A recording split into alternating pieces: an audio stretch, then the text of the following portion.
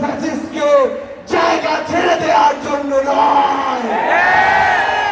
কেউ যদি এখনো শয়নের স্বপ্নে স্মৃতিতে কিংবা ঘুমের মধ্যে চিন্তা করে আবারও ছাত্র জনতাকে ডমিনেট করে ফ্যাসিস্ট হয়ে উঠবে, তারা যেন ওই শেখ হাসিনাকে দেখে শিক্ষা নিয়ে নেয়। আমরা শুনতে পেয়েছি আপনাদের এই জায়গায় একটা বিশাল বিশেষণযুক্ত নাম রয়েছে, সেই নামটি হচ্ছে রনি। আপনারা নাকি তাকে বলেন কোয়ার্টার রনি। এসব রনিরা এরপর থেকে যেন টাঙ্গাইলের রাস্তাঘাটে থেকে শুরু করে কোন জায়গায় তাদের অস্তিত্ব প্রদর্শন না করতে পারে। রনি সহ এমন সন্ত্রাসী এবং যাদের যত দোষর রয়েছে সকল দোষরকে এই ছাত্র জনতা আইনের হাতে তুলে দিয়ে সারা জীবনের জন্য বিচারিক প্রক্রিয়ার মাধ্যমে তাদের যে জায়গা কেরানীগঞ্জ জেলখানা সেখানে পাঠিয়ে দিবেন।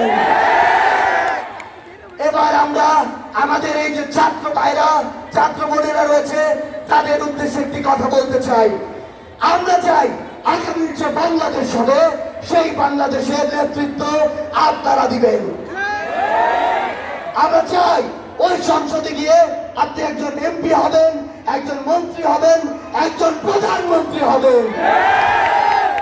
আপনাকে ওই সংসদে একজন পলিসি মেকার হিসেবে যেতে হবে, কারণ দিন শেষে আপনি কি খান, কি করেন, কি পড়েন, কিভাবে চলবেন, আপনার আইন কি হবে, আপনার নিয়ম নীতি কি হবে, আপনার চলাফেরা কিভাবে হবে, তার সব ডিসিশন পলিসি মেকিং হয় ওই সংসদ থেকে।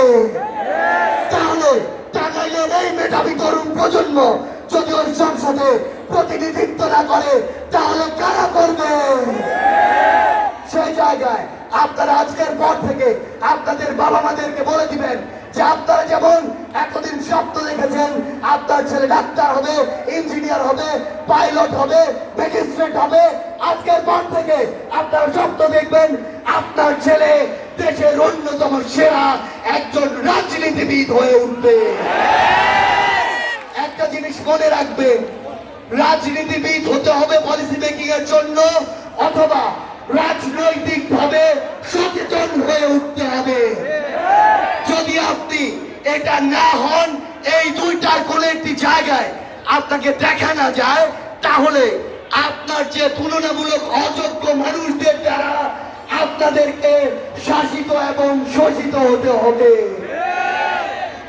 আমরা আপনাদেরকে স্পষ্ট করে বলি, আপনারা রাজনীতিতে আসবেন, তবে তার পূর্বে যোগ্য রাজনীতিবিদ হয়ে ওই সংসদে আসবেন, যেন কেউ আপনার শিক্ষাগত যোগ্যতা, আপনার দক্ষতা, আপনার ভাষা থেকে শুরু করে কোনো কিছু নিয়ে একটি কথা না কখনো বলতে পারে।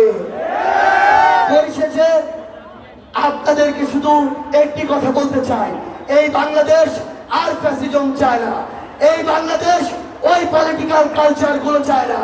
এই বাংলাদেশের ছাত্র জনতা এখন একটি নিউ পলিটিক্যাল সেটেলমেন্ট চায়, যারা কথা বলবে ছাত্র জনতার জন্য, যারা কথা বলবে সমতার জন্য, যারা কথা বলবে সমবন্টনের জন্য, যারা কথা বলবে সমমর্যাদার জন্য।